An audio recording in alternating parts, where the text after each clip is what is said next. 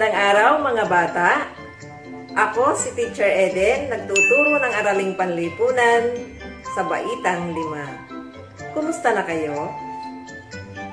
Tayo na't ating pag-aralan ang patakaran na ipinatutupad ng mga dayuhan. Pagkatapos ng aralin ay inaasahang una, natatalakay ang patakarang pang-ekonomiya na ipinatutupad ng Espanyol sa bansa. Ikalawa, na iguguhit ang mga pangkabuhayan na ipinatutupad ng Espanyol sa bansa. Ikatlo, na pahahalagahan ang pagpapatupad ng patakarang pang-ekonomiya sa bansa.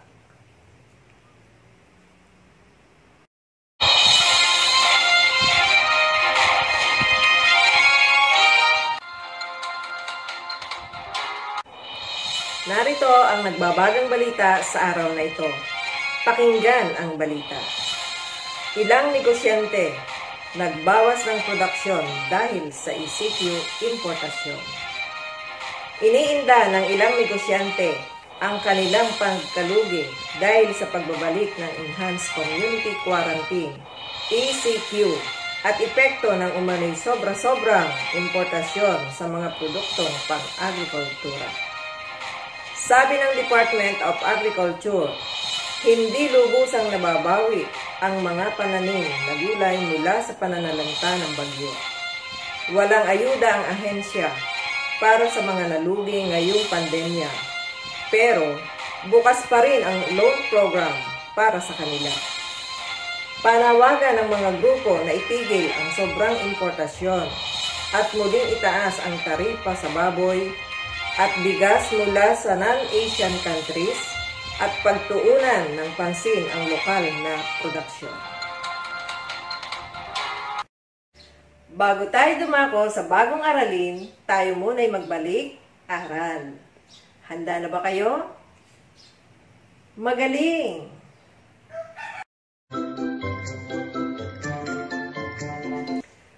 Narito ang paruto. Igalaw ninyo ang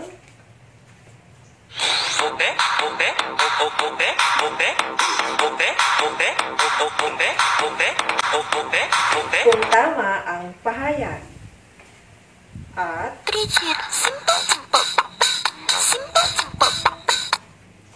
kung mali ang pahayag. Bilang isa, isang manlalakbay si Ferdinand Magellan na taga-Portuguese.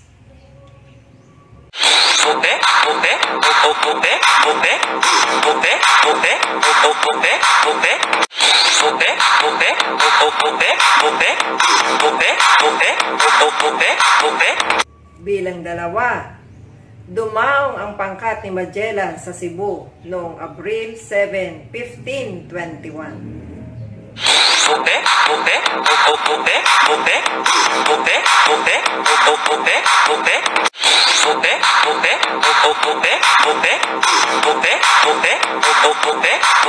Bilang tatlo, ang tinaguriang patron ng Cebu ay si Santo Niño.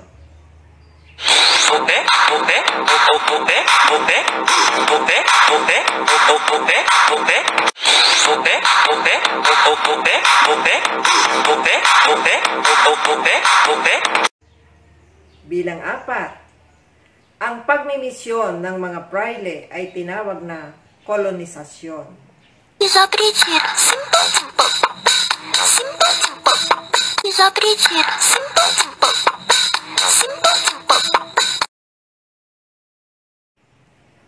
Bilang lima, kolonyalismo ang tawag sa tuwirang pananakop ng lupain sa bansa ng mga dayuhan.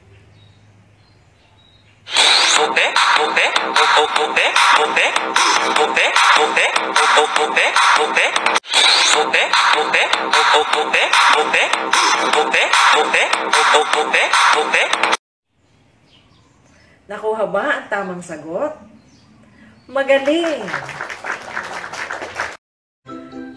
Sa nakaraang aralin ay tinalakay natin ang kinaharap ng mga katutubong bunsod sa kolonyalismong Espanyol. Nagpatupad ng iba't ibang pamamaraan ang mga Espanyol upang maging matagumpay ang pananakop ng Kristyanisasyon. Sa aralin natin ngayon ay matutunghayan ang mga patakarang kolonyal na ipinatutupad ng Espanya sa bansa.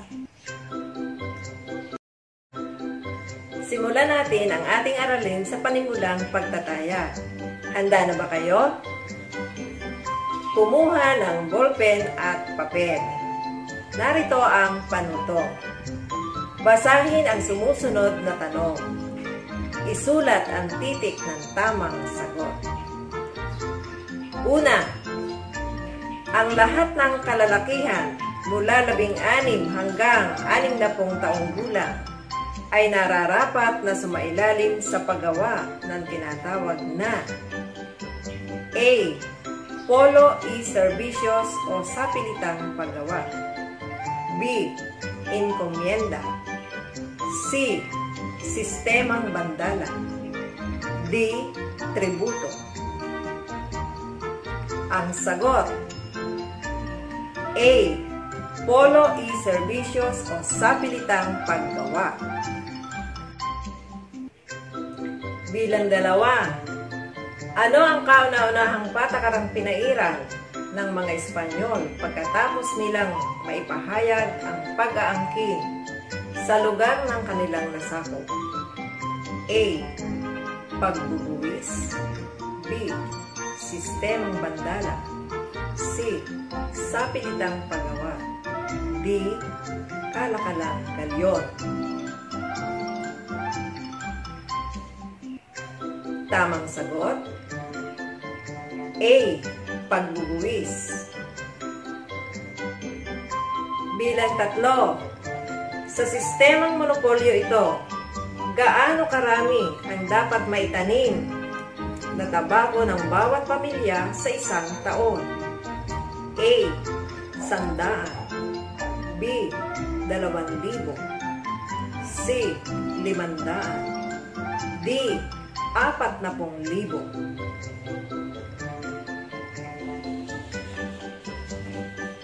Ang tamang sagot: D. 40,000. Bilang 4. Paano pinairal ng mga Espanyol ang sistemang bandala? A. Pagbibigay ng pusang loob sa Espanya ng mga Pilipino. B. Ito ay ang sapilitang pagbili ng mga ani sa halagang nais ng pamahalaang Espanyol. C. Nais ng pamahalaan na bilhin sa mataas na halaga ang produktong ani ng mga magsasaka. D. Hindi nagtagal ang sistemang ito at nawala ng interes sa pagtatanim ang mga magsasaka.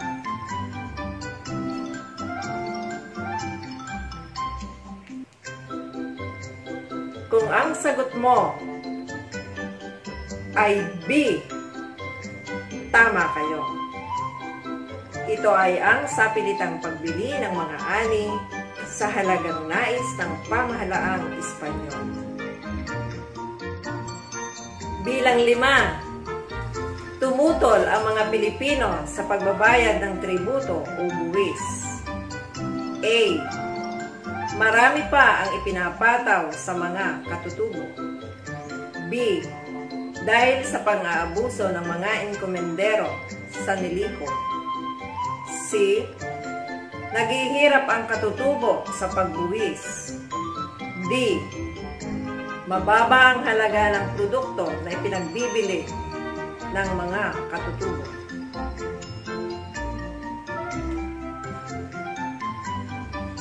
Ang sagot ay A.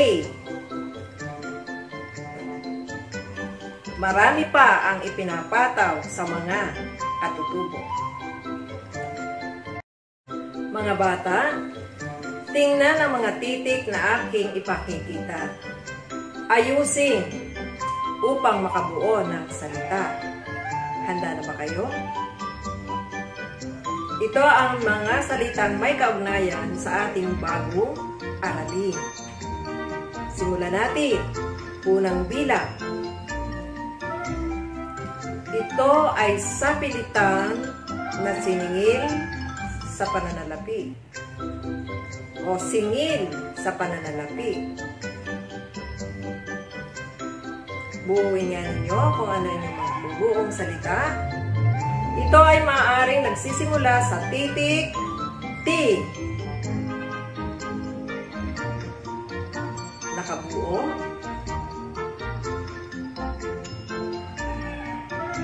Ano ang salitang inyong nabuo? Tama. Ito ay tributo.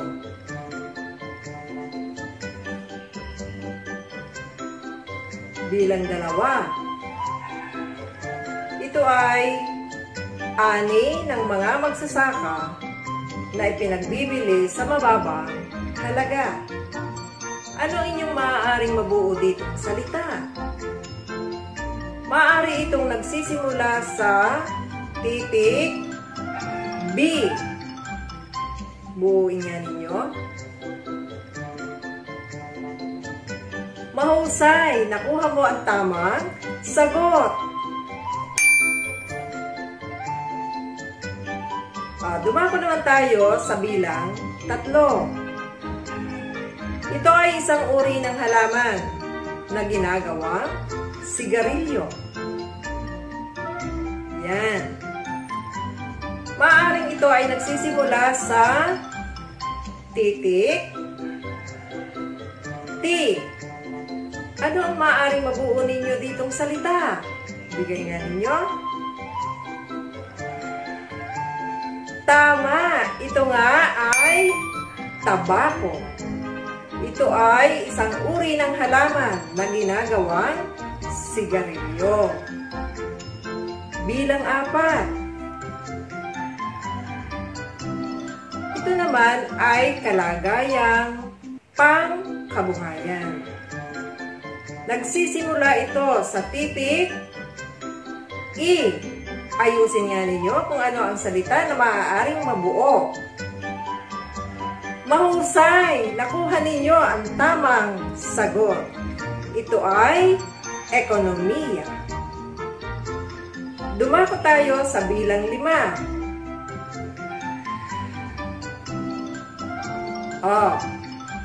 Sumusunod ngunit labag sa kalooban ang paggawa. Ito ay mayroong 2 salita. Ano kaya ang maaaring makuha ninyo o mabuo sa salitang ito?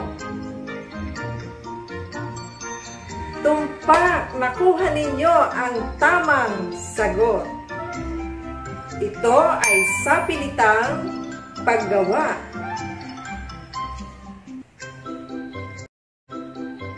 Ang mga salitang ating nabuo tulad ng tributo, bandala, tabako, ekonomiya, at sapilitang paggawa ay ilan sa mga patakarang ipinatutupad na pang-ekonomiya ng Espanyol sa ating bansa. Alamin natin at talakayin ang mga patakarang ito sa ating aralin. Alamin natin ang mga patakarang pang-ekonomiya ng Espanyol sa bansa, tulad ng sapilitang paggawa o polo y servicios. Isa sa mga pamamaraan upang maipatupad ang pananakop ng mga Espanyol ay ang sapilitang paggawa. Ito ay sinimulang ipatupad noong 1580 sa lahat ng kalalakihan na may gulang na 16 hanggang 60. Kailangan nilang magtrabaho sa loob ng 40 araw sa loob ng 1 taon. Kadalasang ginagawa nila ang kalsada, tulay, simbahan, bahay na bato, munisipyo, galyon at iba pa. Ang sapilitang paggawa ay hango sa polo y servicios na nangangahulugang gawang pampamayanan. Ito naman ang pagbubuwis. Ito ay kauna-unahang patakarang pinairal ng mga Espanyol pagkatapos nilang maipahayag ang pagkakaangkin sa lugar na kanilang nasakop. Sinasabi nila na ang buwis ay isang tungkulin bilang pagkilala sa kapangyarihan ng hari ng Espanya. May mahalagang 8 reales hanggang piso ang ibinabayad na buwis. Sa loob ng taong 1571 hanggang 1884 ay ilang beses na ring tinaasan ang buwis. Tinanggal ang buwis noong 1884 at pinalitan ito ng sistemang sedula. Ang lahat ng mamamayang may 18 taong pataas ay kailangang magbayad ng sedula na magsisilbing pagkakakilanlan ng isang tao. Sistemang bandala. Sa pilitang binili ng mga Espanyol ang mga ani ng katutubo sa murang halaga. Ito ay tinawag na bandala. May nakatakdang bilang o dami ng produktong ipinagbibili sa pamahalaan ang bawat lalawigan. Ang mga ninuno ay kadalasang binigyan lamang ng kasulatan ng pangako para sa aning ipagbibili nila, ngunit hindi sila nabayaran. Hindi natupad ang maraming mga pangako kaya marami ang Pilipinong naghirap. Tinawag din itong compras reales. Alamin naman natin ang monopolyo sa tabako. Noon pa man ay kilala na sa pagtatanim ng tabako ang mga lalawigan ng Ilocos, Nueva Ecija at Marinduque. Ito ay sinamantala ng mga Espanyol at pinairal ang monopolyo ng tabako. Ayon sa sistemang ito, ang bawat pamilya ay dapat makapagtanim ng 40,000 na halamang tabako sa isang taon. Ang pamahalaan lamang ang may karapatang bumili ng ani nito. Kapag nasalanta ng bagyo o ano pamang disgrasya ang inabot, kailangang magbayad ng multa ang magsasaka. Ang mga mapagmalabis na tagapangasiwa, ang mga magsasaka na nasisiraan ng pananim ay binawian ng lupa. Nakarating ang pang-aabuso ng mga tagapangasiwa sa kaalaman ng hari. Ipinag-utos nito na itigil ang monopolyo. Kalaunan ay nakilala rin ang bansa na pangunahing tagagawa ng tabako sa alinmang bansa sa silangan. Ating alamin ang natutunan sa pagsagot sa ilang mga katanungan. Una, ano-ano ang patakarang pang-ekonomiya ang ipinatutupad ng Espanyol sa bansa?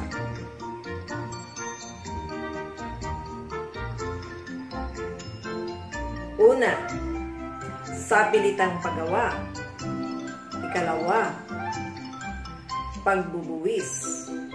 Ikatlo, sistemang bandala. Ikapat, monopolyo sa tabako. Ikalawang bilang, paano ipinatupad ng mga Espanyol ang patakarang pang-ekonomiya sa sapilitang paggawa?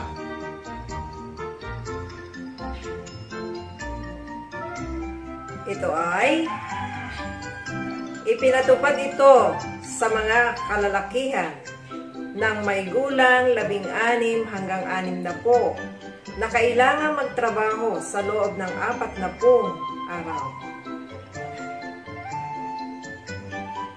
Ikatlong tanong, anong patakaran ang pinairal sa pagbubuwis? Ano ang patakaran ang pinairal sa pagbubuwis?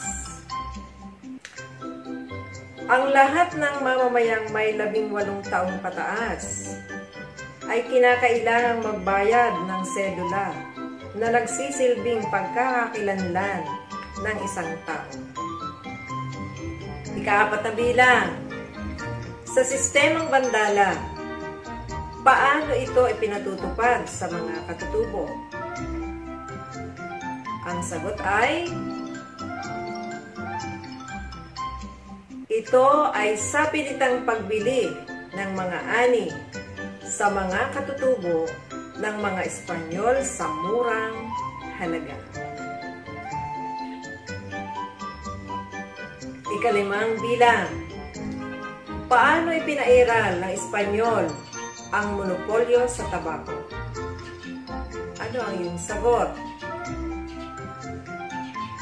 Pinapagtanim ang bawat pamilya ng halamang tabako sa isang taon. Ano pa ang may bibigay na sagot? Kapag po namatay ang tanim, kailangan magmulta ang magsasaka at babawid pa ang lupa dahil sa pagmamalabis ng tagapangasiwa.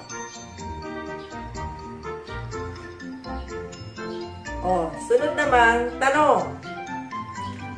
Gaano karami ang halamang tabako ang dapat maitanim ng bawat pamilya sa isang taon?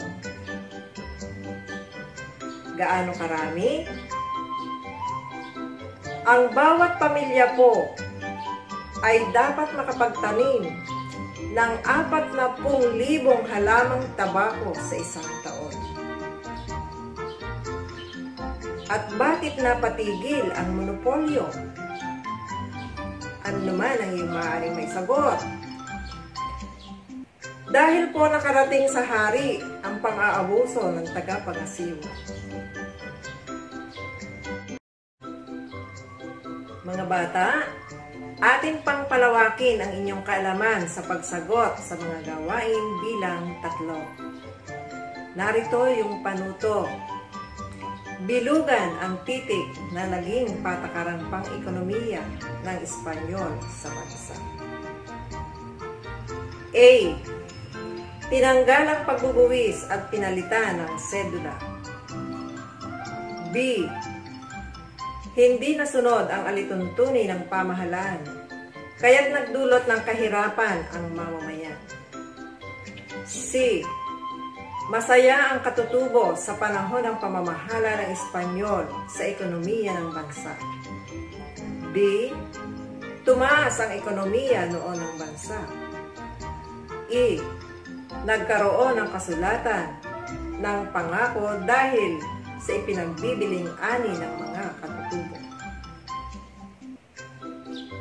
Mga bata, simulan na ninyo ang inyong pagsasagot sa mga patakarang pang-ekonomiya ng Espanyol sa bansa. Narito ang mga tamang sagot. A, B, E. Kung nakuha ninyo ang mga tamang sagot, bigyan natin ng 5 bagsak na palakpak kung nakuha natin ang tamang sagot. 1, 2, 3,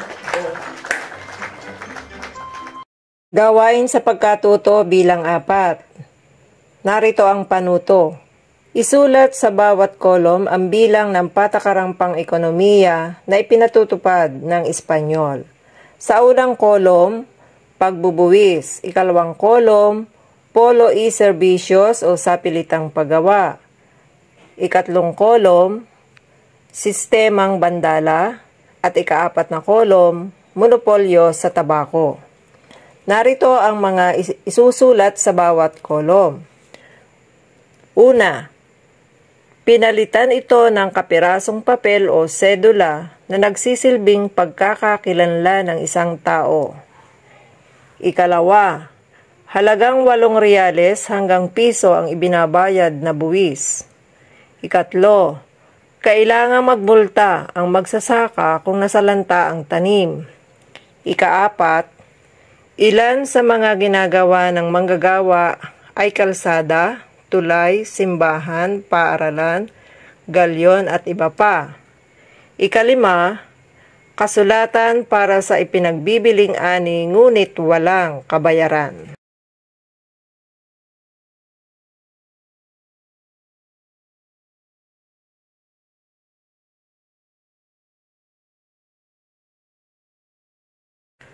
Gawain sa pagkatuto bilang 5. Sa pamamagitan ng pagguhit ay ilarawan ang ekonomiya na tinalakay sa aralin sa panahon ng pamamahala ng Espanyol sa bansa. Gumamit kayo ng angkop na kagamitan sa sining. Narito ang rubric sa pagguhit ng larawan. Mga pamantayan, pagkamalikhain, presentasyon, mensahe, kalinisan. Pagkamalikhain, 3 puntos, hindi naging malikhain sa pagguhit. 4 na puntos, naging malikhain sa pagbuo ng ginuhit. At 5 puntos, para sa pagkamalikhain, nagpamalas ng pagiging malikhain sa pagbuo ng iginuhit. Presentasyon, 3 puntos, hindi naging malinaw ang detalyeng ipinahayag ng larawan. 4 na puntos, naging malinaw ang detalyeng ipinahayag ng larawan. 5 puntos para sa presentasyon, lubusang malinaw ang detalyeng ipinahayag ng larawan.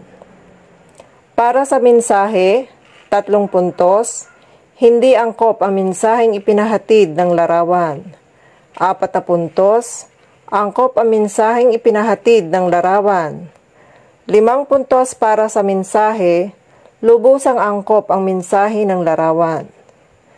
Para sa kalinisan, 3 puntos, hindi malinis at maayos ang pagkabuo ng larawan. 4 na puntos, naging malinis at maayos ang pagkabuo ng larawan. At para sa 5 puntos ng kalinisan, napakalinis at maayos ang pagkakaguhit ng larawan. Dumako naman tayo sa gawaing pagkatuto bilang 6. Sa panahon ng pandemya, ang patakarang pang-ekonomiya ay lubhang naapektuhan. Bilang mag-aaral, ano ang dapat gawin o ng inyong pamilya upang kumita at nang di umasa sa iba? Sino sa inyo ang makapagbibigay ng sagot? Tama! Online selling. Yan ay pagbibenta ng mga bagay o mga produkto na ginagamit ang internet. Sino pa ang makapagbibigay ng sagot? Tama, paghahalaman. Marami ang nagtanim ng mga halaman at kanilang ipinagbibili. Sino pa ang mayroong ibang sagot? Magaling!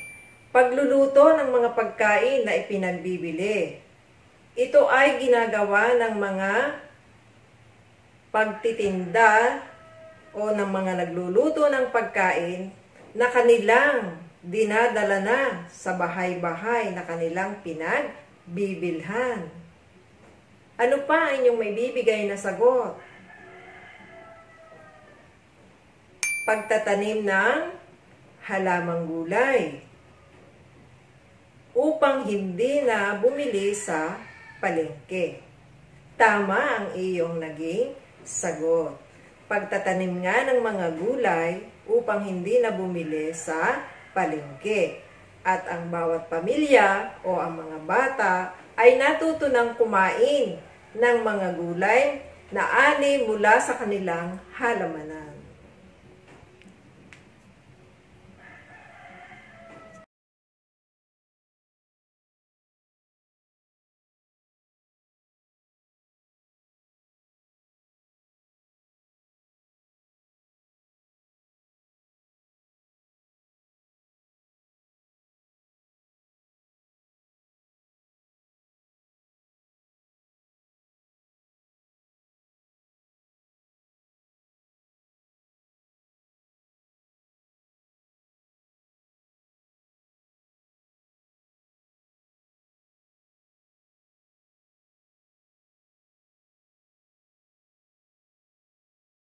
Para sa pagninilay, magsulat sa inyong kwaderno ng iba pang mahalagang patakarang ipinatutupad sa ekonomiya ng Espanyol sa bansa. Ang inyong mga sagot ay kailangan maipasa sa araw ng pasahan. ng module. Dito natatapos ang ating aralin. Sana'y may natutunan kayo sa ating mga tinalakay. Ako si Teacher Eden, nagsasabing, thank you. I love you.